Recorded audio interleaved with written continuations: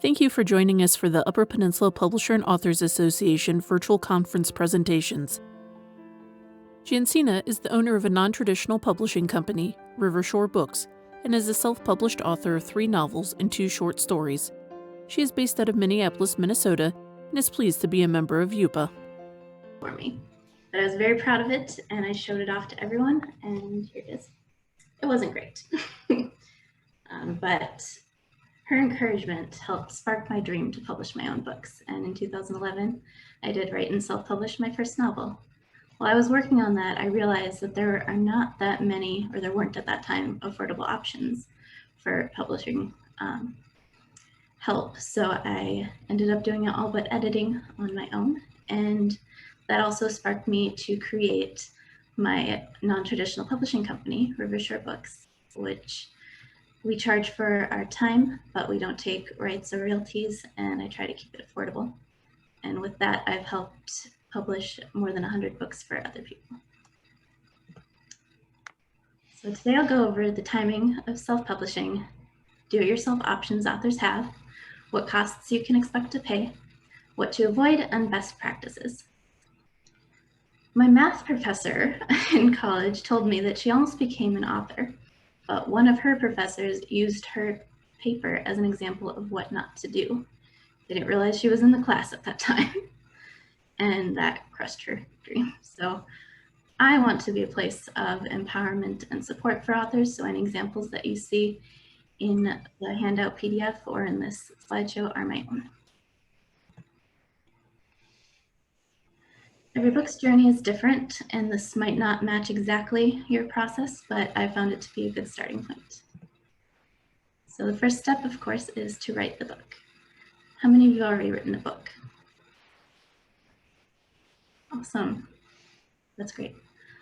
So the next step is to self-edit, and you can do this by reading it on the computer and making changes as you go along. You can print it out, and sometimes that helps you see things that you wouldn't have on the computer. You can read it out loud to yourself.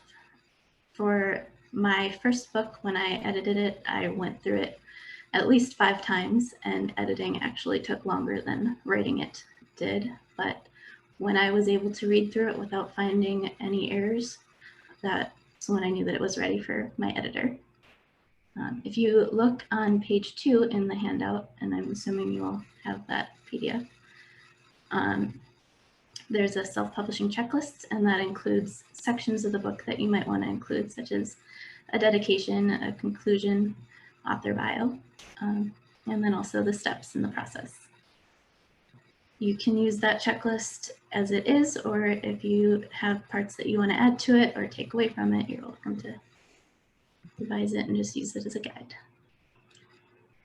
So while your book is with your editor, it's a good time to start marketing. And this is coming from someone who marketing is not my strong suit, but I realize it's important. And the more you market, the more likely it is that people will find your book. And you can also use this time to create accounts on the printing websites such as KDP or Lulu. Those are what I use, and I'll talk about those a little bit more later. And then any ebook distributor sites that you choose to use as well. And you can get your ISBN if you choose to purchase that. You can apply for a Library of Congress control number, LCCN, and I recommend doing that early in the process because once your book is published, it's not possible, or it's very difficult to get one. And then you can also apply for a copyright, and you can consider creating your own publishing company for your books. It's not required, but it does help your books look more professional if you have a logo and an actual publisher name. Once your book is edited, then you can start the design process. I usually start with the interior because the spine width depends on the length of the book. But you can start with the cover if you prefer. So once the cover is done and the interior, you can promote again, always just continuing to promote and market. And when that's done, you can publish. And publishing with self-publishing means that you upload the book's interior and cover onto your preferred publishing platforms such as KDP. Again, with the checklist, I've included my process, which is to upload to KDP for paperback, upload to Lulu for hardcover, and then Kindle, Nook, and Smashwords for the ebook versions. And once you've done that, you can breathe and you can celebrate. Publishing a book is a big accomplishment. Not a lot of people do it, and you should take a moment to acknowledge that fact. One of the best parts of self-publishing is the freedom that it gives you. So you can do it all on your own. You can hire only parts of it, or you can hire every part of it. It's completely your choice. So I'll start by going over the formatting of the interior. For paperback and hardcover, they're basically the same. For paperback books that are nonfiction, I'd use the same size, so that would be 6x9. For fiction, I do 5x8. Usually you can also do 5.5. And most authors have Word or similar already on your computers. So you can definitely use that, and that's what I used for my first books. But I've since moved to InDesign. But with Word, KDP does offer a free how-to guide, and I've included a link for that in the PDF as well. For InDesign, I use that now because it is faster. I found it to be more formatting friendly than Word is. But it is an expense and a learning curve. So. If you go to page 5 in the PDF, I've included a formatting example that is pretty bad.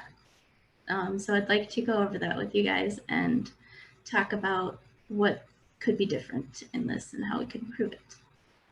So the title page, what would you change here? Too many fonts. Absolutely. There are 4 fonts here, which is a lot, especially for this small amount of text, but in general, it's better to keep your entire book to 2 or maybe 3 different fonts. And then also the script with the script is not different enough to accentuate it. So for best results, combine a fancier font with a simpler one, such as a script with a serif. Okay, so first page of the book. What do you see here? Or what do you not see, more accurately?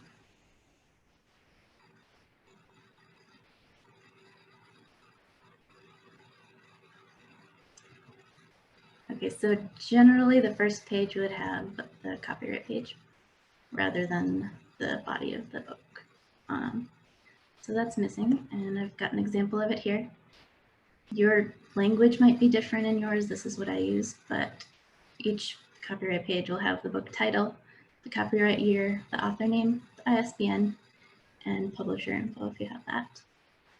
The countdown in the middle of the page there represents the edition of the book. So if you were to revise the book and put out a second edition, you would delete the 1.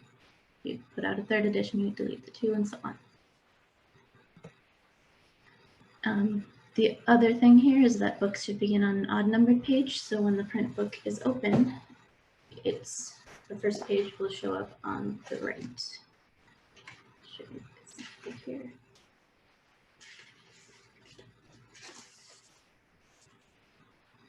Whereas, because this is on an even page, it would show up on the left. Another example. All right, so the first paragraphs on page 6, what would we change here?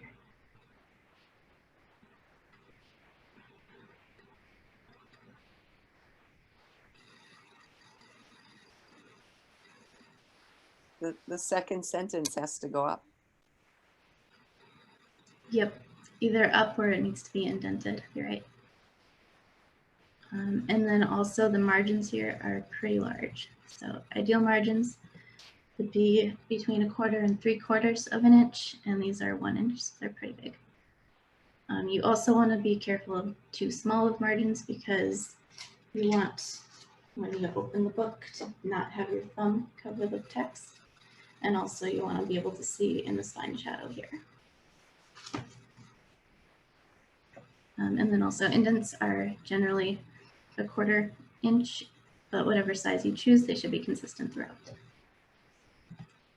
All right, the next paragraph on that page, the margins and the indents are correct here, but what else might you change?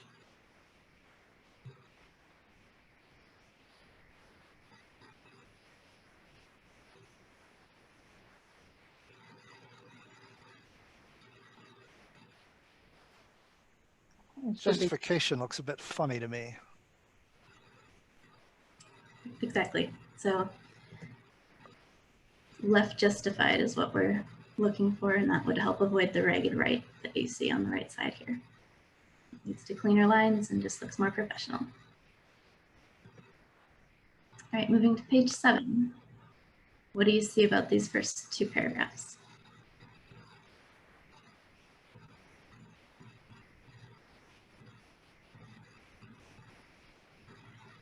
Different size font. Mm-hmm. Anything else? The leading between the paragraphs. Exactly. Yep. So when indents are used, spaces or leading between the paragraphs are not needed, and vice versa. When the leading is used, indents are not needed. Just choose one.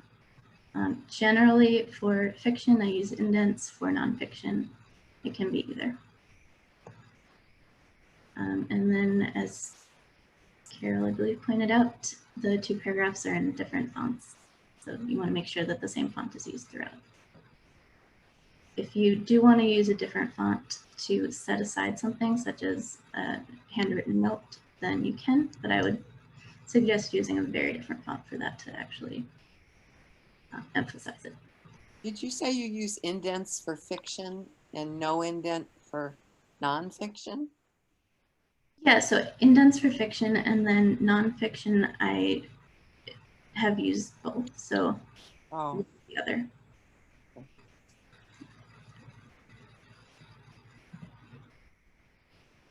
All right, middle of page 7, there are 3 paragraphs here. What do you see that's in common with all 3?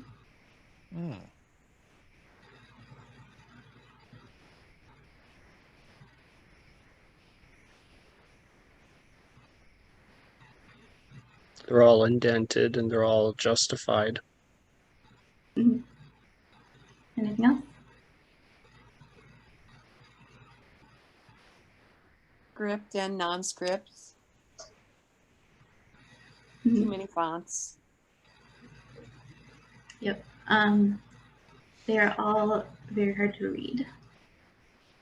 So when you use a script in a full paragraph, or all caps in a full paragraph, or a small font, it makes it hard to read. Granted, this is Latin, but even so. So I have a few recommendations of fonts that you can use. Garamond, Palatino Linotype, or Book Antiqua, in sizes 11, 12, or 13. I found those to be good options. I do not recommend Times New Roman because that's generally default font and is looked on as unprofessional in print books. All right, last one, page 8. Does anyone know what it's called when there's a single word or line at the top of a page by itself? It's a widow or an orphan, but I can never remember who is who. Yep. When it's at the top, it's an orphan, and when it's at the bottom of the previous page, then it's widow. And I had to look that up myself. So. You want to try to avoid these, and I do that by bringing the text to the previous page or moving additional lines to the affected page. All right. So ebook formatting is very different than paperback formatting, and it's much more simple.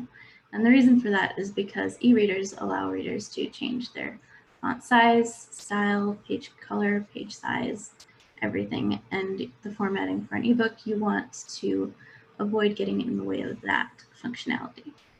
So while I don't recommend Times New Roman for print, I do recommend it for ebooks. And also just use the typical page size of 8.5 by 11. can use word styles and bookmarks. If you just Google word styles and bookmarks, you can find a lot of good tutorials there. And then also Smashwords, the Nook, and the Kindle each have their own how-to guide. It's free for you to use. I use the Smashwords one, and I found that to be very helpful. And then just make a few tweaks for the other versions. So for example, the Kindle uses an automatic table of contents, while the Nook uses a manual table of contents that you actually insert the hyperlinks with using bookmarks. All right. The next thing that you can do on your own is the cover. And I'm sure you've all heard of Photoshop, but GIMP is a free version of that. So before I started publishing for others, I used GIMP for my own, and I found it to have everything that I needed. I do think Photoshop is faster and more efficient. That's why I use that now, but you can have the same or similar results using GIMP. So that's a good resource, and I've included a link to download that in the PDF. There are some rules, just design rules that you'll want to follow, and I'm going to use my example. When I was 7, I did not know these rules, surprisingly. And so you'll see I used way too long of a title and different fonts. I don't think I had permission to use these images. So all things just that you want to watch out for, and I'm sure you know more than I did at that age. So I've included a few cover examples. I've included one on each of these pages that I think is better and one that I think is worse. But I'd just like to open it up for discussion, and we can talk about what we like about each, what we think could be better, and why.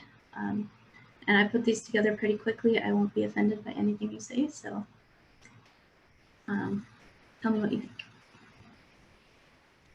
I do like to see a book cover that bleeds to all edges. That's a very professional look. On the left. Mm-hmm. I like the color of the author name on the left. I like how it ties back to that leaf there. Mm-hmm. I like the white shadow around the title on the left. Mm-hmm.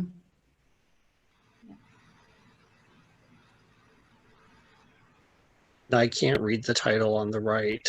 It's blends in with the leaves and the tree or the tree branches. Mm-hmm. Yep. Yeah, so I agree that the one on the left is the better one in this example. The color is actually the same on both for the author name, but because it's on a white background, it looks different. Oh. Interesting.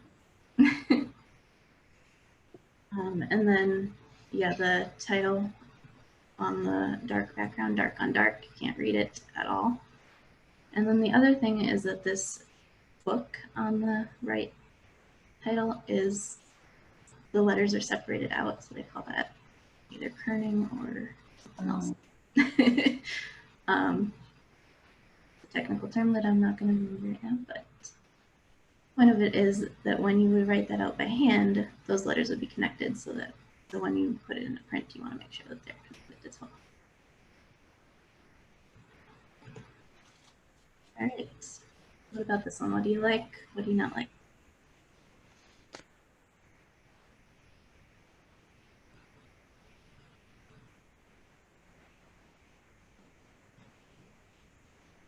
I like the one on the right. The green doesn't excite me. Yeah, it doesn't fit with the color palette of the picture. I agree. And it kind of is hard on my eyes. Some of those brighter colors are hard to see. Exactly. Yep. So I don't shy away from using colors, but you got to know this shade of color to use and match it with the image. So the color is the only difference. The color of the text is the only difference between these two. Yeah, and the neon shades you tend to want to avoid. Last one, So what do you like about these? What would you change?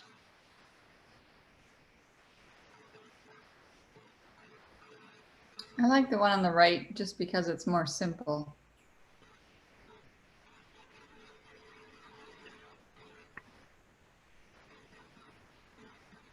I like the one on the left because the title is encircled and stands out more to me. Yeah, the framing does look nice.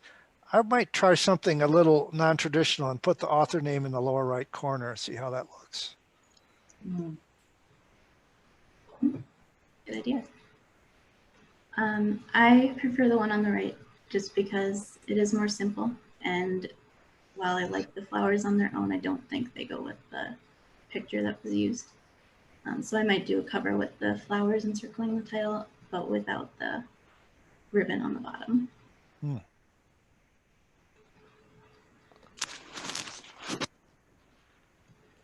That's a good point. You generally want to keep just one visual metaphor per cover and not combine 1, 2, 3, 4, 5 different elements.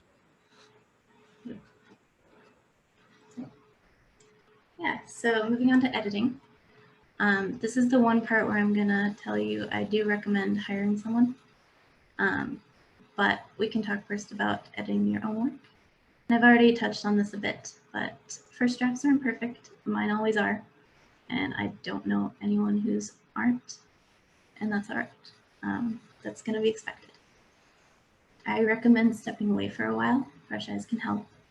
With my books, I tend to write them and then walk away, just work on other things for a month or two, and then come back, and then I find things that I wouldn't have.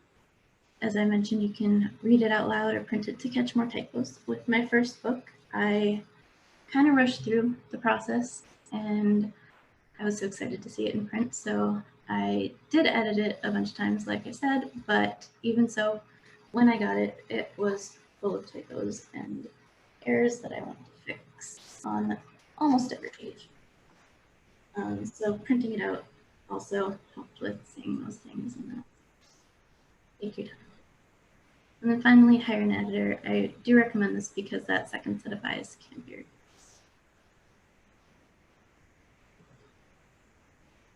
So print on demand and ebook distributors. I use the ones on the left, so KDP for paperback print on demand and Kindle, Lulu for hardcover print on demand, Barnes & Noble Press for Nook, and Smashwords for other ebook formats. These are all free to upload, but they will take a distribution fee, and the print places will, of course, take money to cover the cost of the book and shipping. You have some other options, such as Ingram Spark, which is paperback and ebooks. I have heard good things about them. I've not used them myself because they do charge $50 every time you upload. But if you want your books to be in bookstores, that's going to be your best option because they offer a wholesale option that, for example, KDP does not offer to bookstores. Barnes & Noble has a print-on-demand, paperback, and hardcover option, which is newer, and since I've been happy with KDP and Lulu, I've not looked too in-depth in that. That is an option. And then similar with BookBaby, that's similar to Smashwords, so you can make your choice there between ebook distributors. And then your other option is to do a bulk book printer rather than print-on-demand, and I would recommend this if you plan to sell a large number of copies because you can get a cheaper per book price there. Or if you have specific printing elements that you would like to include in your book, such as making it a board book, because the print-on-demand places don't offer that. So marketing. You want to start early and be consistent. Just continue it throughout the entire process and after you're done. You can do this by pursuing book reviews, and I don't recommend paying for reviews, and I don't recommend book swaps, where you meet with another author and review their book in exchange for a review of your books. And the reason for that is because both of those are against Amazon's rules, and if they find out, the reviews will be taken down. And so that's a risk. You can participate in a blog tour, and that's when you send your book's information or guest posts to a bunch of different bloggers. And then they can write about it on their blogs, and you can reach a different audience that you might not have on your own. You can host a Facebook party. With everything being remote right now, that's a good option for the typical book signing or book launch that people might have hosted in person before. And then either after COVID or outside, you can do a book signing. So last month I went to one of my author's book signings, which was in person but outside, and everyone was in masks, so it was an option. It was fun. At my book signings, I did read a couple excerpts from my book to show people what it was. But generally, you just mingle and talk about your book, answer questions. You can create an author website, and this is generally a landing page. You can do a blog if you think that would be something fun for you that you would want to keep up. I do not enjoy blogging, so it's more of a hassle, and then I forget to do it, and it's not consistent, and it's better to be without. But your website, you want to tell people about yourself, tell people about your books, and any events if you have any coming up. And then you can design bookmarks or something similar that you can give away. I chose bookmarks because I wanted something that people would be more likely to keep than a business card.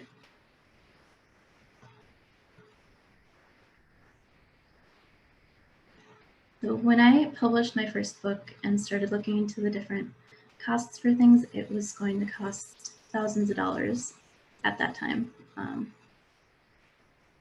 And so I decided the only affordable option was to do it all myself, but there are more affordable options now, thankfully. So I've included a table here of typical services and the price range for each. There's a wide variety, but you can find quality people I found in each of the price ranges. You just have to research, look for reviews, that kind of thing. So content editing is, in my experience, very few books need this, but it's when you want the editor to reorganize your book for you, help you with plot issues, any big picture kind of things like that. And because it takes more of the editor's time to do that, that's going to be most expensive. So that's $5 to $15 per page. And in professional editing, a page is typically defined as 250 words. A typical novel is about 200 to 300 pages, to give you an estimate there. Copy editing is focused on grammar, but it's also ideal word choice, so very pretty versus beautiful. And then also sentence structure, that kind of thing. And that's $2.50 to $5 per page. And then proofreading is, I consider it a final edit to the book, and it's focused on grammar and typos and yeah, that kind of thing. So that would be $1 to $3.50 per page. And then we get into the design parts. Cover design, again, there's a wide range here, so 100 to 1,500. Print interior is 150 to 2,000. Ebook interior, 50 to 300. Ebooks are a lot simpler, as I've mentioned, so that's why they're a lot cheaper than print. And then logo design would be if you were to create your own publishing company and you want a logo for that, that would be 100 to 2,500. All that said, unless your book needs intense editing, it's possible to hire everything for under 1,000. With my company, Rivershore Books, my typical package is 700, and then I also, that includes proofreading, cover design, print design, ebook design, and then if authors need more editing, then that would be in addition.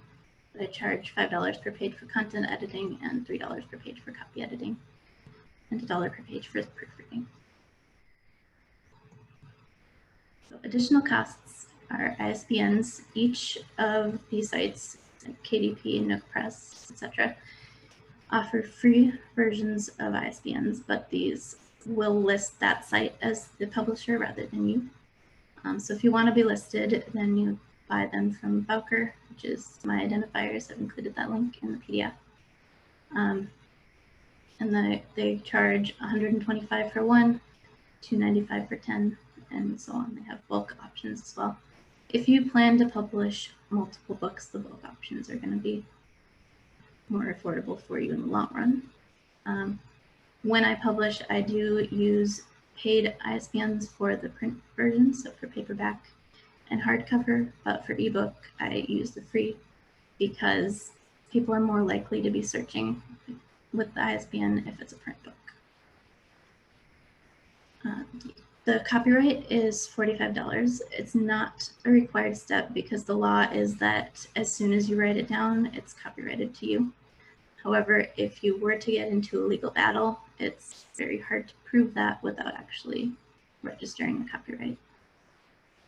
And finally, LCCN, Library of Congress control number, is free. You just need to submit an application, and when you do that, you'll need your ISBN to submit. If anyone's wondering, you can buy 1,000 ISBNs for $1,500 because I've done it. Yep, I did that too.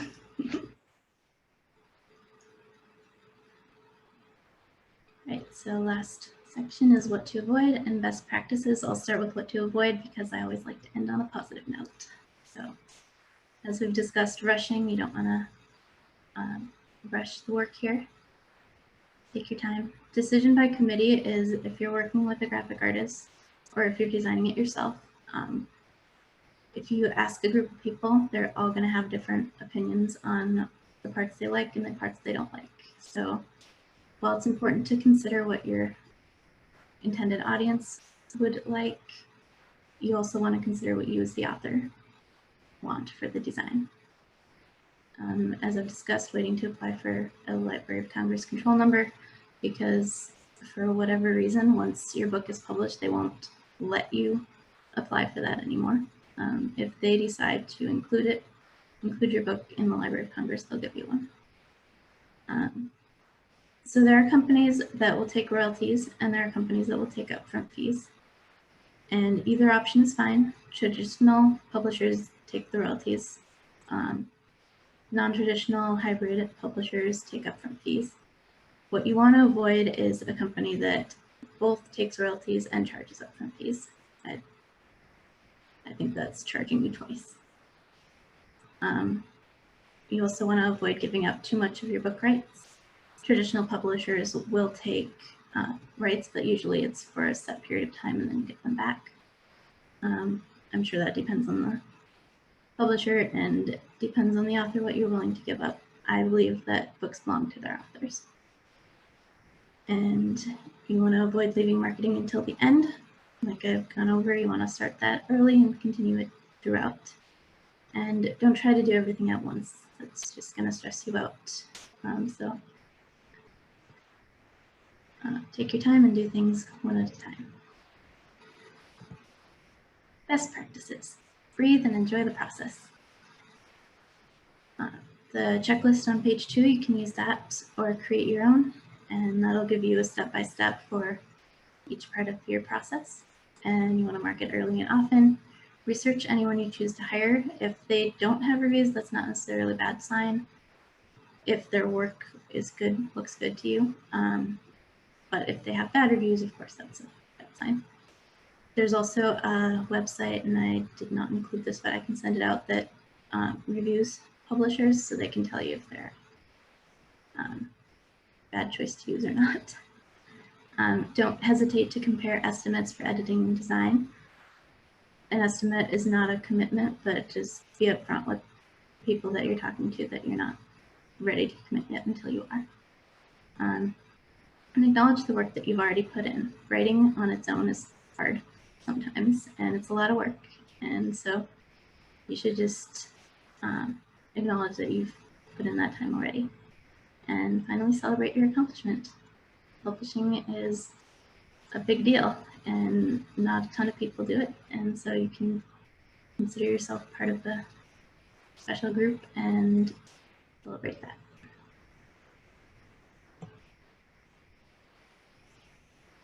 All right, so publishing is very rewarding. There's a lot of steps to it, self-publishing especially, but once you have the book in your hand, it's wonderful. So I've been able to publish books for both my grandparents, two of my grandparents. This one is my grandpa. He wrote letters when he was in World War II, and we recently got them back, so I photocopied them and typed them out for him. And so that's a special to our family. And then my grandma is known for her lefse, so I helped her publish her memoirs around that.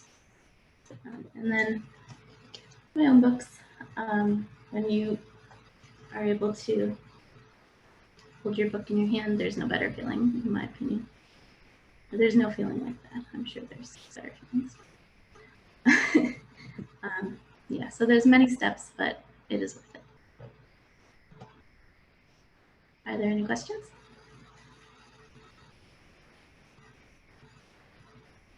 I have a question. What is the advantage of having the Library of Congress control number? I've written a short book. It's only 25 pages interior, but you must have 50 pages to get a Library of Congress number. Mm-hmm. But what is that for? That helps libraries find your book easier. So if having a library have your book is important to you, then I recommend doing that. You have to have that for a library to have your book? I think they can get it without that, but it's harder, and some librarians won't take the time if it doesn't have But you that. have to have at least 50 pages to get one. So The Library of Congress makes a certain number of book announcements on material that gets sent to them. So by exposing them to your material, then they can also announce it to libraries. The bigger program for that is called the Cataloging and Publication Program. But you have to have 3 books published by people who aren't yourself to qualify for that bigger program.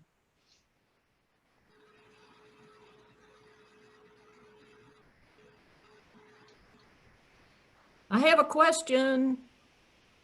Okay. This relates to a book I'm doing on family history, but I do not want it to go public. I want to only get printed some private copies for those who are my relatives.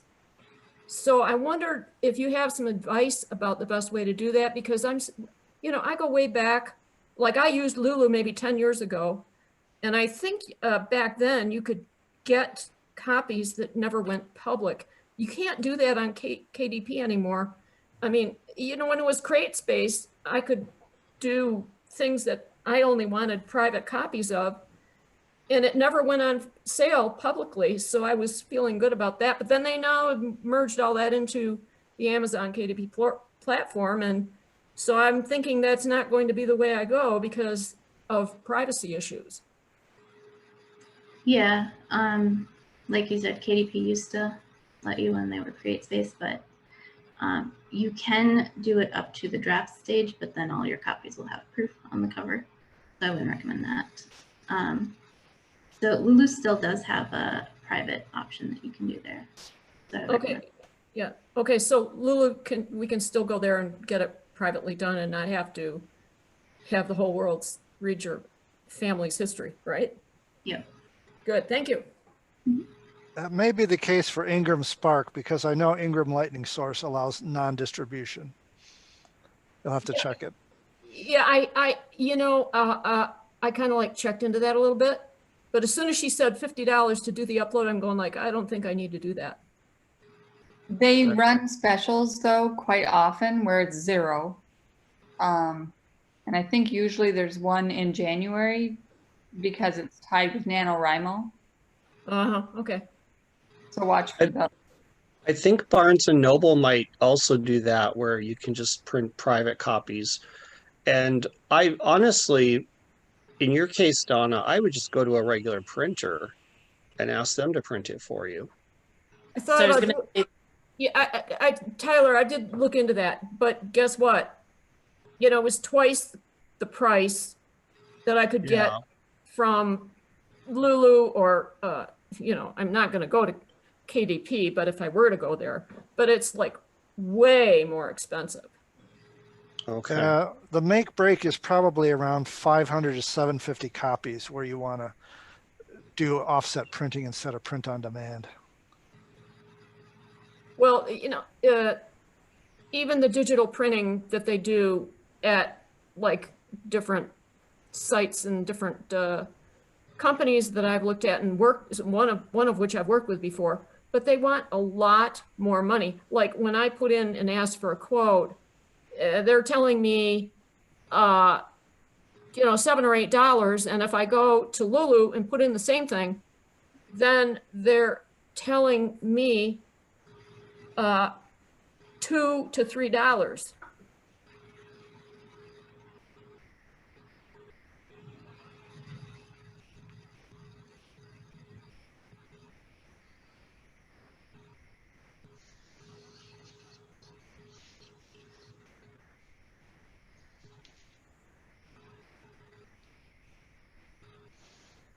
All right, do we have any other questions on the floor? Anything at all? Marketing, how to get book reviews? I have another question. Once you have your book published or in the process, and you have some local bookstores and gift shops interested, how much do you sell it to the gift stores or the bookstores? What discount do they normally get off the retail price? I don't have a ton of experience with this, but I believe it's about 40% off the listed price. 40%? Mm-hmm.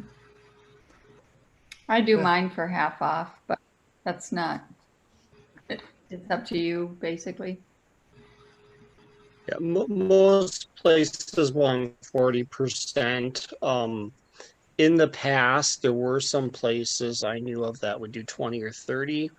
And if you make your own special deal with them, some of them might agree to like 30, but over time I found that it's just easier to stick with 40 for everybody than try to keep track of, oh, I have a deal with this one to do 30, this one to do 35, this one to do 40. And then you also don't have to worry about anybody talking to each other, but well, he gave me a deal, why didn't you give, Right. you know, so I just go with 40 with everybody. Here. This is Bill Sproul. That's my experience. I've just marketed my book locally, and it's 40%. And then if you want to take your book and put it on Amazon, it gets up to about 55%. That's a great point. If you want to sell on Amazon, you got to be able to sell at 55 off and make a profit, or at least break even. When you put it on KDP, is KDP the publisher then? You wouldn't have your publisher in the front. You can consider yourself the publisher there. They just print it. But if you use their ISBN, they will be listed as the publisher. If you But if you have your own ISBN, you're the publisher. Okay.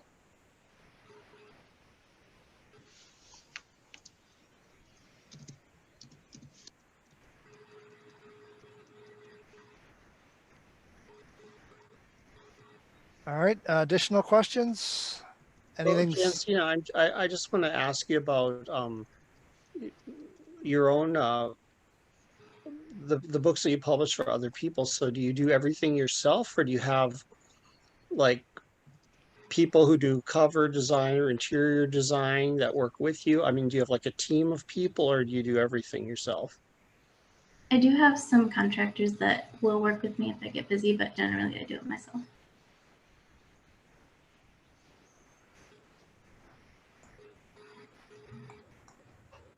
Well, I admire that. That's a lot of work. Thank you.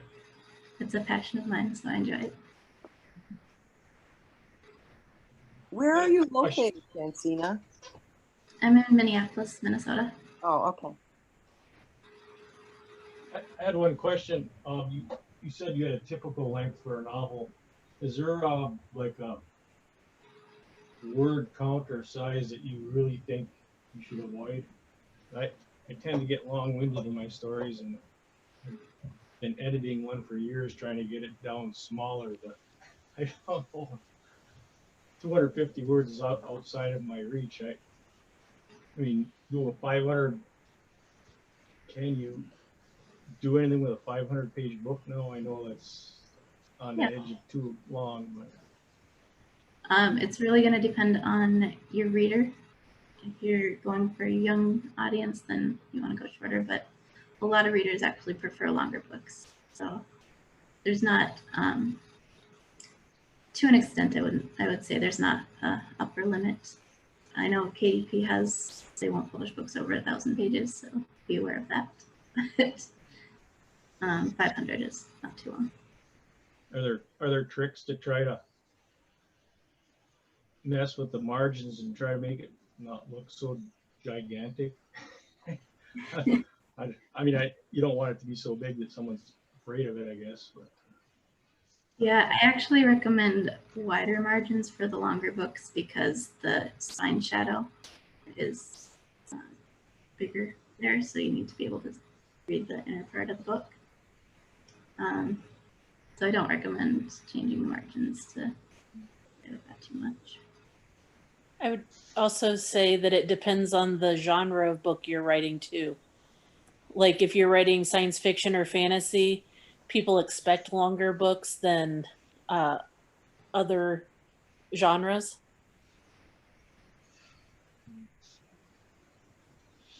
I don't know what genre you're writing in.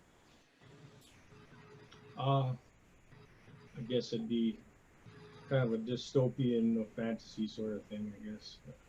Oh, I'm sorry. Can you? Oh, dystopian fantasy. Yeah. Oh yeah, dystopian. 500 pages. I've had it called both. I guess, so.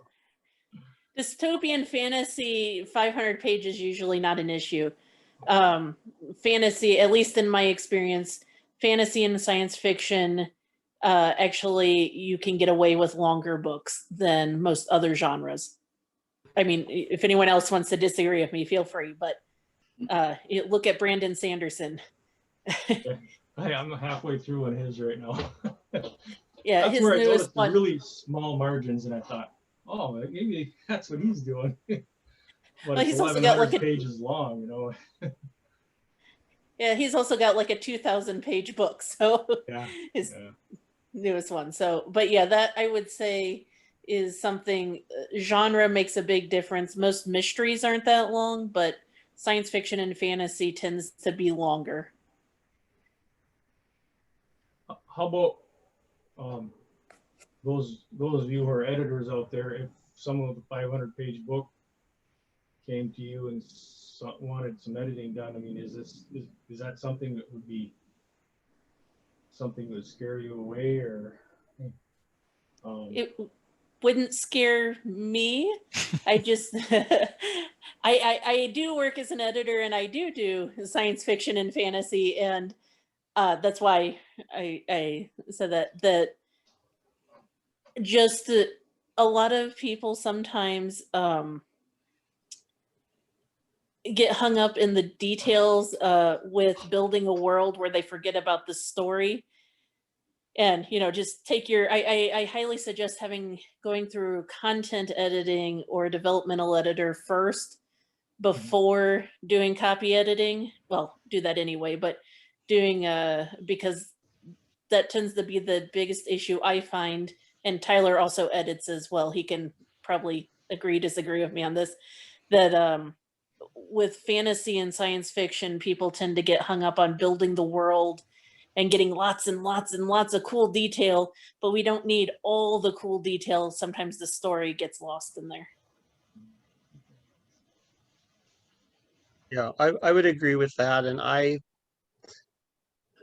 not scared of a, 500-page book either. The author just needs to understand that it's going to take me probably 2 to 3 times as long as it would for a shorter book. And also what's going to maybe be scariest is for the author, the price I'm going to have to charge for a longer book. Yeah, because if you're looking at 250 words a page, well, I usually charge by the word. I think Tyler does as well, but it comes out about the same. You're looking at, the cost adds up quick with the number of pages. Tyler, how long does it take to edit a book for a project that you would tackle? Me? It would depend on the book. I usually, the average book, I usually ask for 3 weeks. And I usually go through it twice in those 3 weeks, and then I send it back. And then it depends on how long it takes the author to make revisions. And then they send it back to me, and then I'll proofread it. And that, might take a day or two. It might take a week. It partly depends on also on how busy I am. Sometimes, I'll be sitting here for a day twiddling my thumbs with nothing to do. And then the next day, 4 people send me a book on the same day. And I have to try to decide who's going to go first and who's going to have to wait. So, but I would say the average person for me, probably 4 to 6 weeks from when I get the book until the proofreading is done. But I also had authors who, I send it back to them and I don't hear from them for a year, and then they send it back to me. So Good, thank you. It's largely depends on the author. Thank you. And I'm about the same as Tyler. Oh, that's good. Thank you. Good insights. Jansina, does it differ for you since you're like the publisher too, or? That's generally about 3 weeks for a book, yeah.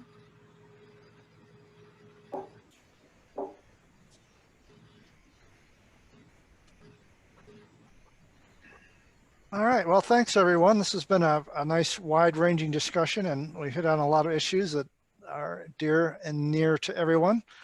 Thank you, Jansina, for taking time out to develop all this material and present it to us.